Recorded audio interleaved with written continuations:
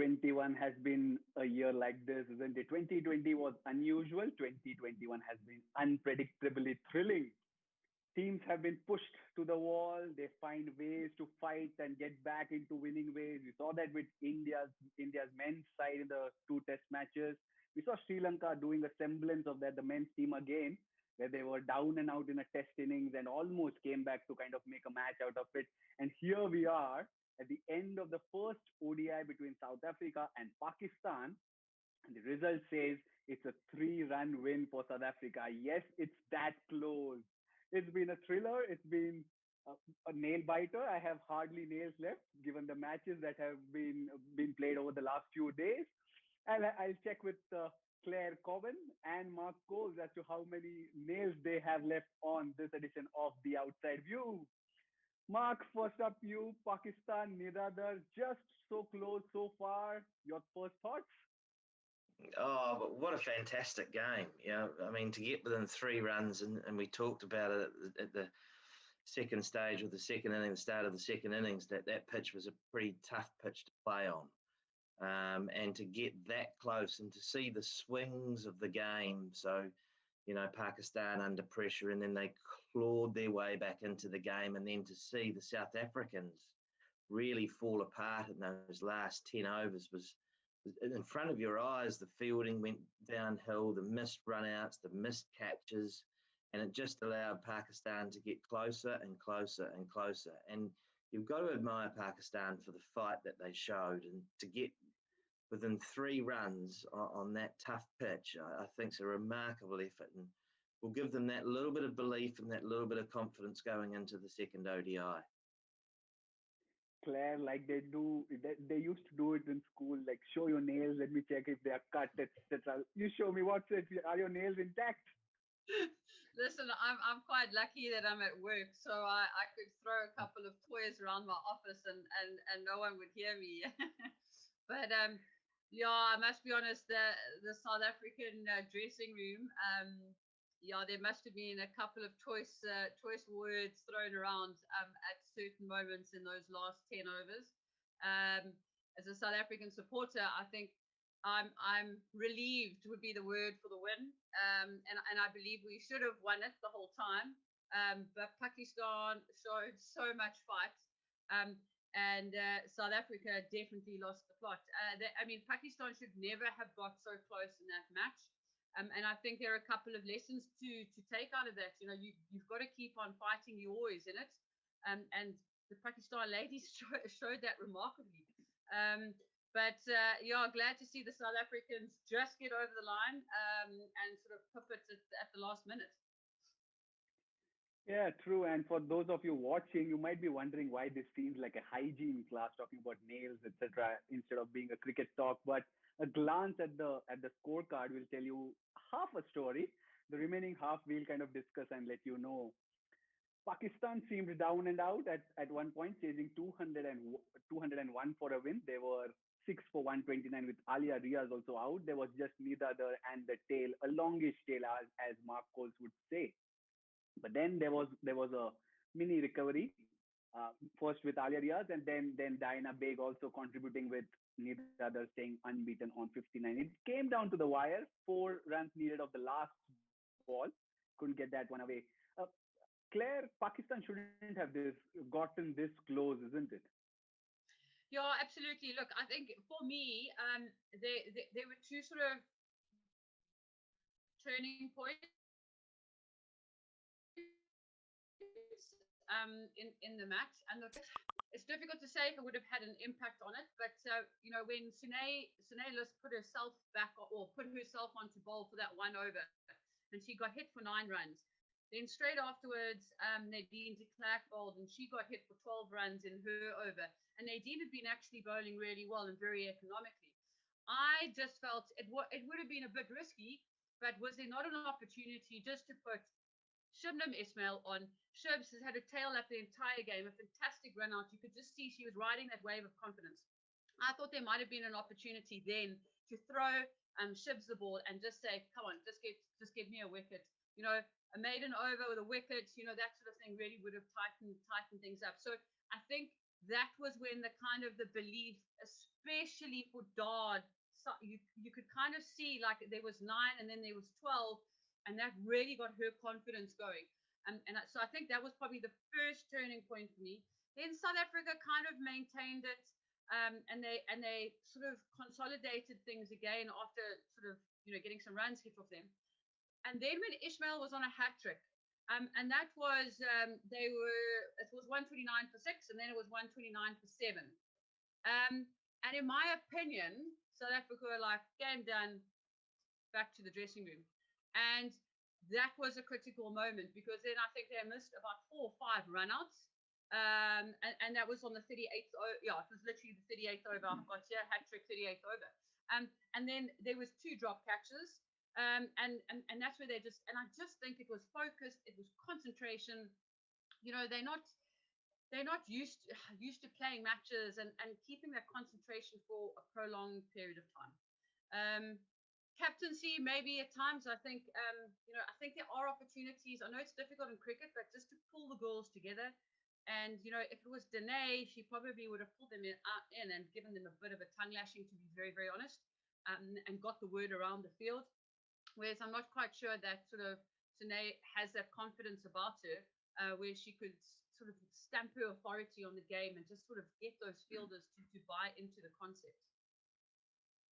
Yeah, I 100% agree on your point of Dane being the headmaster in that group, because uh, when when they played Pakistan in the T20 World Cup, they were at a point where South Africa were in a comfortable position, and that led to a couple of misfields or a half field, and Dane was clearly seen furious, shouting at her teammates to kind of get her get their games up, and then kind of win it comfortably. So I totally get what you said. But Mark, at the halfway stage, we kind of talked about how Pakistan seemed a bit flat in that last 20 or last 10 overs.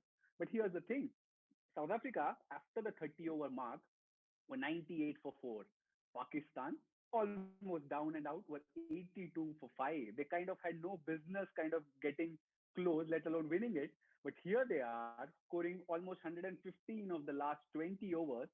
Is it a kind of, are they kind of treating this ODI as a T20 contest and just making a match of the last 20 overs? What's your thought? Well, it just shows you, doesn't it, that I think both teams in those last 20 overs, to be fair, were very poor, and the performances went down. And I think that may be a reflection on how much 20 over cricket they play. And then all of a sudden the concentration starts to go after about probably the 25th, 26th over, maybe a little bit further on the 30th.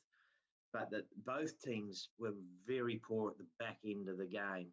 And I think if you can stick in the game for as long as you can and take it as deep as you can, we're very clearly seeing from some of these teams that are behind Australia, which is where Australia is very good.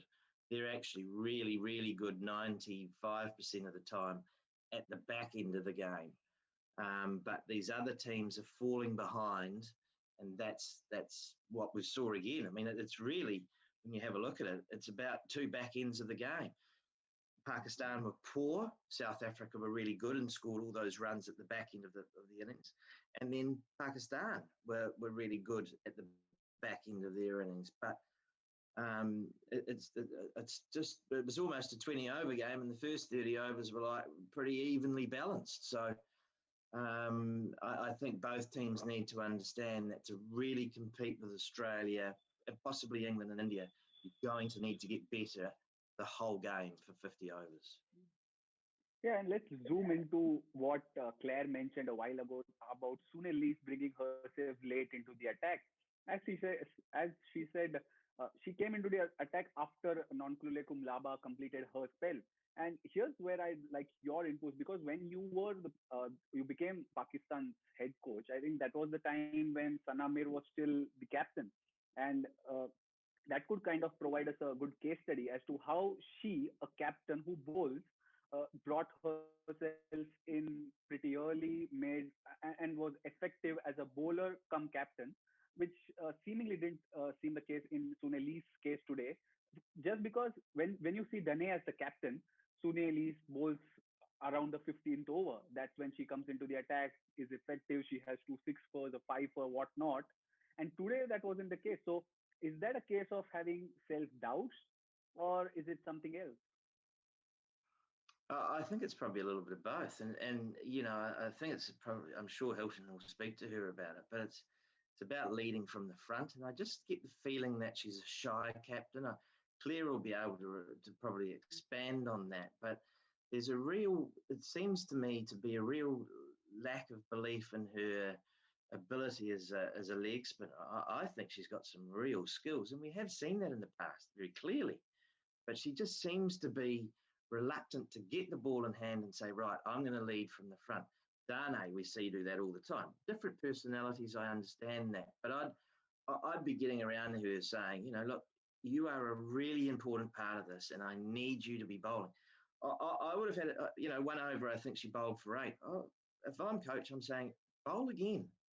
Bowl again. It's something different. We need you to be bowling. And you're good enough to be able to do this at international level because you have proven it before. So I think it is probably a little bit of self-doubt and maybe a bit of shyness that I'm the captain, I shouldn't bowl. But I'd like to see her play more of a part with the ball. Claire, I don't know what your thoughts are on that, but it frustrates me actually because I think she's a really good cricketer, but we're just not seeing that at the moment from her, particularly with the ball anyway. Yeah, Mark. It's a very interesting conversation. I feel that in today's game, that maybe putting herself on at that moment in time was sort of slightly taking the gas off the pedal slightly. But I totally agree. It's she's got immense ability in her spin bowling, and she's got so much skill. And if you're going to give yourself 1 over and you're going to go for 8 or 9, then rather give yourself 2 or 3 overs, because you might at the end then you only go for 4 in the next one, and you only go for 4 in the next one, and you might pick up a wicket. But by doing that, what have you achieved from bowling 1 over and getting hit for 8 runs? And it's 1 over. So it's very difficult to criticize yourself. Rather give yourself 3 or 4 overs, and then you can sort of say to yourself, okay, well, this went wrong or that went wrong. But with 1 over, I think it's really harsh to do that. I totally agree that she needs to bowl herself for slightly longer periods of time, and that's the only way she's going to get her confidence in. And it was a pitch where I think she would have got a bit of purchase out of it. There's no doubt about it. I mean, I thought Mlaba bowled beautifully for a debut and a spinner in a debut. It's so often, especially against Pakistan, the girls have got so much experience playing against that spin. I can imagine the nerves must have been there. But she definitely is a talent, and I really was very impressed with her maturity when she went up and she took the ball. She had confidence, and I thought it was also really good that she bowled through. And I think if she'd sort of had one spell and then come back for a second, then sometimes the jitters can come back. So I was really happy to see her bowl through. And I mean, she really had a very successful debut. Yeah, let's give a glance at Nonkululeko Mlaba's figures. 10 overs, 1 maiden, 19 runs, 1 wicket, but more importantly, 45 dot balls. Remember, one day internationals are just 60 balls. You bowl 45 for no run. That really speaks volumes about Mlaba, the player. I remember watching her on T20 at debut, and it was a couple of years back when she visited India. She toured India. Her first over went just for 3. The second over, she bowled a ball to Harmanpreet Kaur, who smashed her out. So 2 overs, 13. So the third over is where she kind of ended up spoiling her figures, again, bowling to a batter like Harmanpreet Kaur. But even then, you could see she's fearless because she flights the ball, which we saw today. And she found enough turn from what Mark earlier termed as Karachi pitch. So encouraging signs on that front. Mark, what would you have told the Pakistan girls? Because remember, whenever we talk about players from the team from subcontinent, spin is their strength. They know to play spin, and that generally is the talk. But when you see Mlaba turning up 1 for 19 in 10 overs against a subcontinent team, must be demoralizing for a batter, isn't it? Yeah, well, look, I think there's going to be a lot of chat around that because look, when you get so close, there are so many questions that you could ask. How many wides and no balls did we bowl? How many runs did we miss out on? How many dot balls did we face?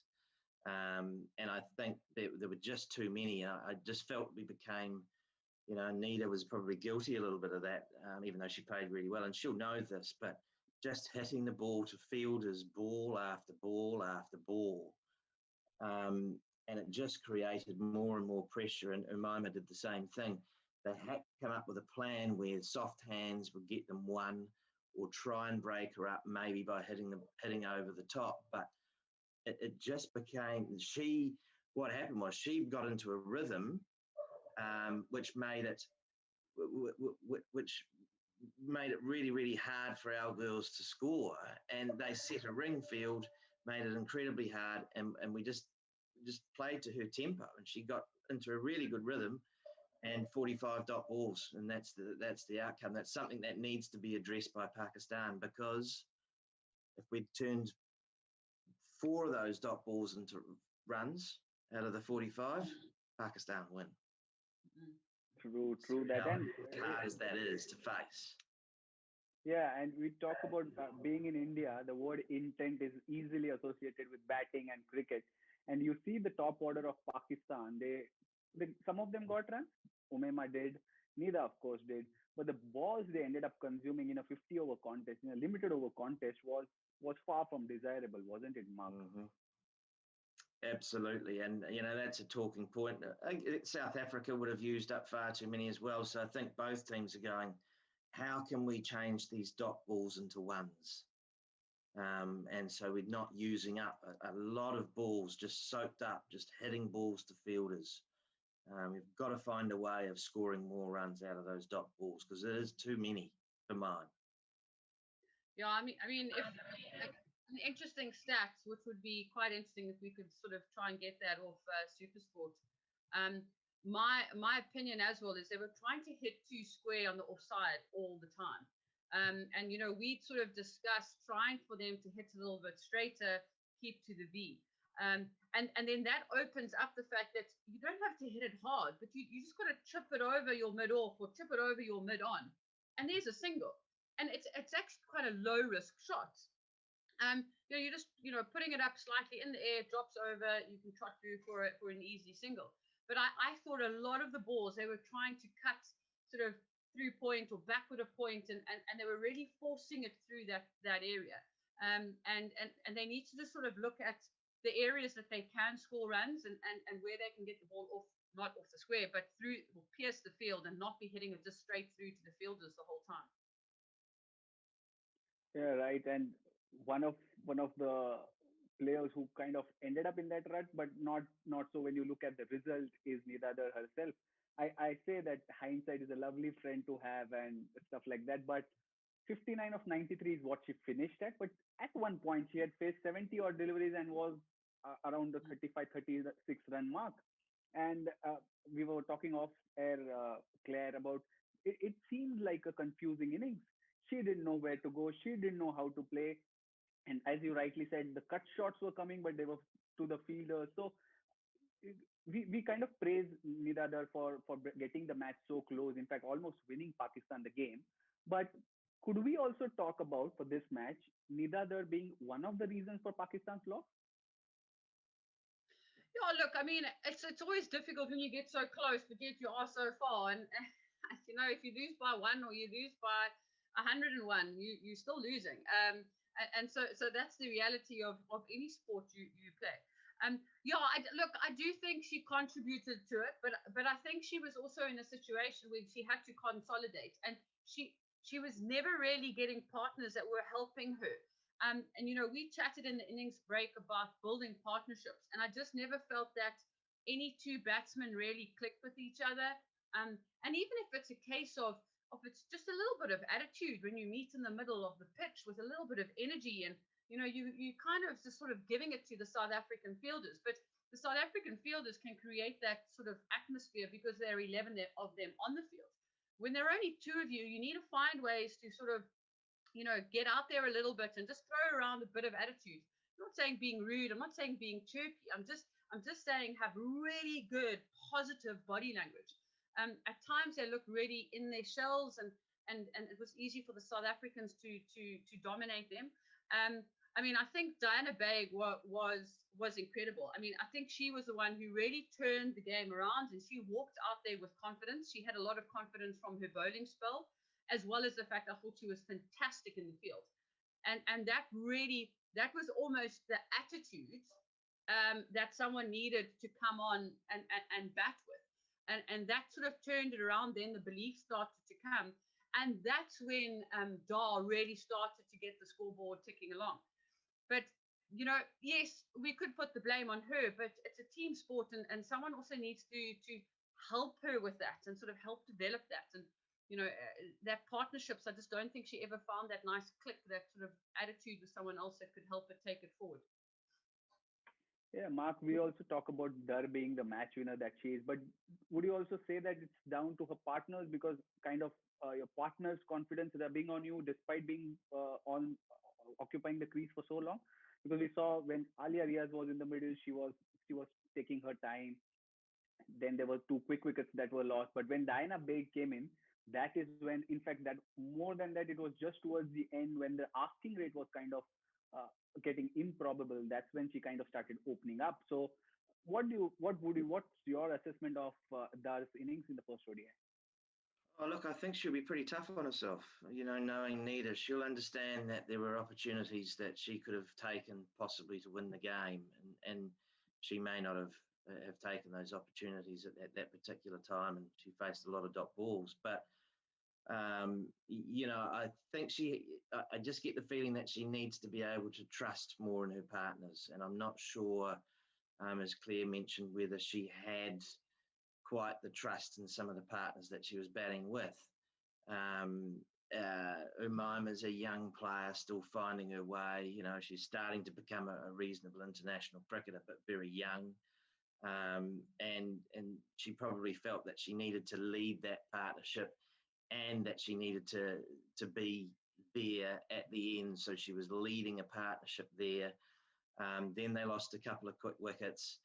Then she would have been, I think she would have been confused at why Sidra Nawaz came out to bat, because I get confused at that.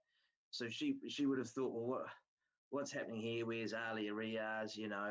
So the trust was always probably not quite with the person that she wanted it to be with. I think if Riaz had come out a little bit earlier, maybe we were talking about a Pakistan win here. I didn't understand that at all, because Alia needs a few balls to get going too before she starts to get the rhythm of the game. So potentially that was an issue for Nita. She was always thinking, I have to be here at the end. If I go out, what's going to happen? So that may have affected the way that she played a little bit. So that needs to be a work on. Yeah, right. Fair assessment. That moving on, we talked about Non-Kulule Kumlaba playing her first ODI. Here's someone who played her 99th ODI, Shabnim Ismail, of course.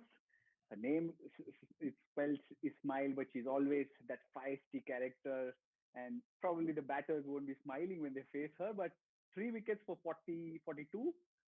The figures look far better just before that. Like 7 overs, her first 7 overs went for just 21 and those 3 wickets. So it was a good start, but she also kind of got stuck in that the death overs that South Africa almost lost the game, isn't it, Claire? Yeah, I mean, Shabnam's interesting because as much as he comes with that passion and the want to succeed, she can also let it get under her skin when things don't go the right way. And I've written down that her first 8 overs was 27 runs and 3 wickets, and then, as you said, 10 overs, 42 for 3 wickets. So 2 overs costed her a lot. And in those 2 overs, there was the one drop catch Nadine de Klerk put down. Nadine did really well to get there, and the ball carried, and she just sort of didn't manage to get it in her hands. And I might be mistaken, but there were about 4 or 5 runouts, and it was all over that similar period. And I saw Shabnam's reaction when that drop catch went down. and there's that very fine balance in I think all sports people that you have that fight, but when things really start to go badly, and sometimes they're not in your direct control, you can tend to lose it a little bit. And as much as there was so much fight coming from Sids, and I mean, she had a fantastic game. Let's call it for what it was. 3 wickets, that amazing run out. I mean, on the boundary. Many men would be jealous of the accuracy of that throw, getting it into Teti. I mean, Teti had to do really well to get some glove work to get that ball back to the wickets. But there was a little bit of frustration and anger in those last 2 overs that she had to bowl. But she had a really good and successful 99th ODI. And yeah, hopefully she'll be fit and picked, and we'll all witness her, turning up for South Africa for the 100th time, which will be special for her. Yeah, it's always lovely watching Shabnim in action. Let's move on to a small fun segment where, again, I'm going to put the both of you in a spot. It's called Yay or Nay. Throughout the match, one moment where each of you felt a yay or a thumbs up. Claire, you first. Which is that moment? So the yay for me, I've already mentioned it, was Ishmael's run out. I really enjoyed that. I always like a run out from the boundary. It's always special. So that was definitely the yay for me, as well as her almost hat trick. The nay for me, I think, was, it's more like a period, but it was that period of 4 run outs and a drop catch within about sort of 3 or 4 overs. And I think that potentially nearly lost South Africa this match. Mark, yay or nay for you?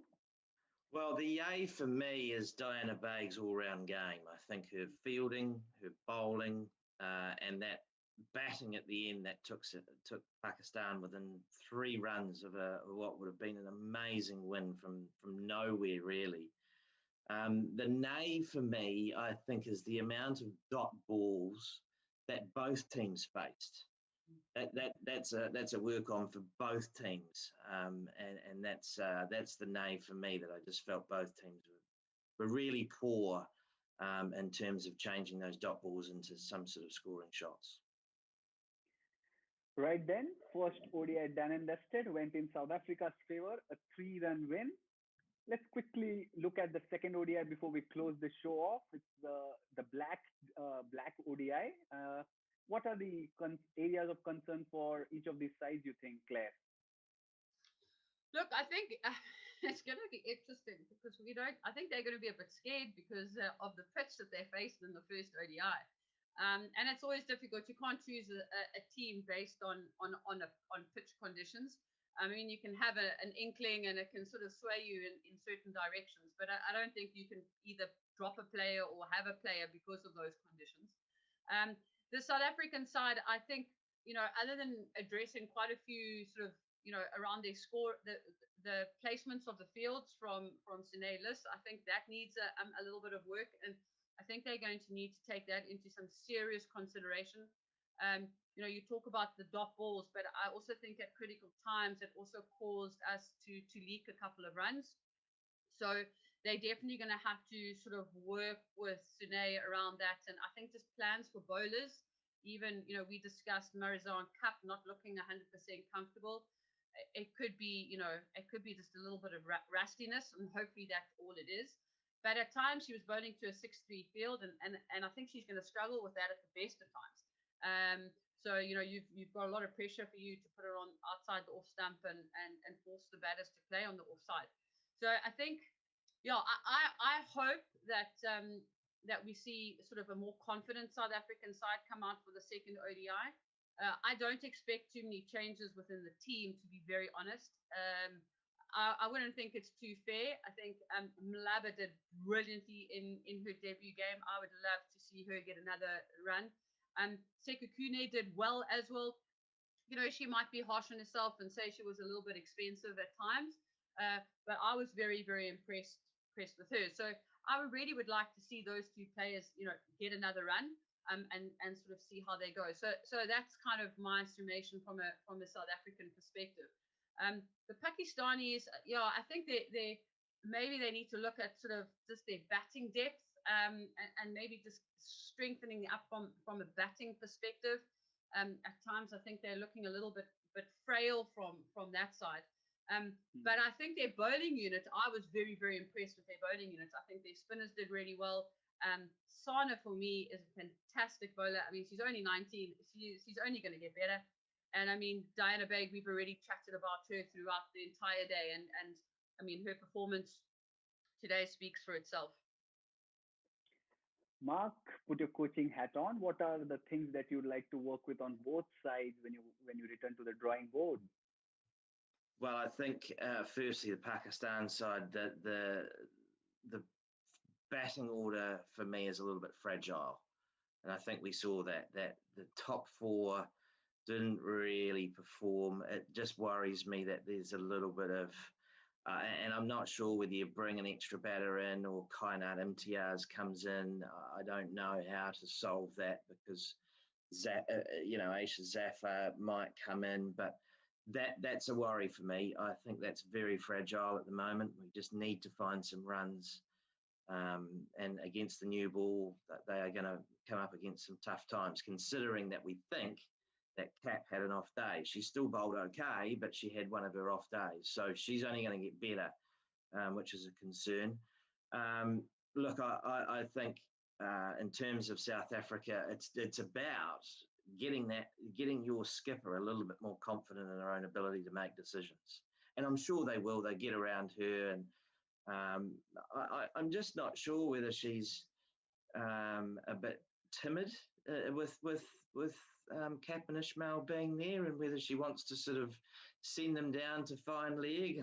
What happens if she does do that? But I just think it's getting that belief in her to say, hey, you've got to take a risk here within her own performance.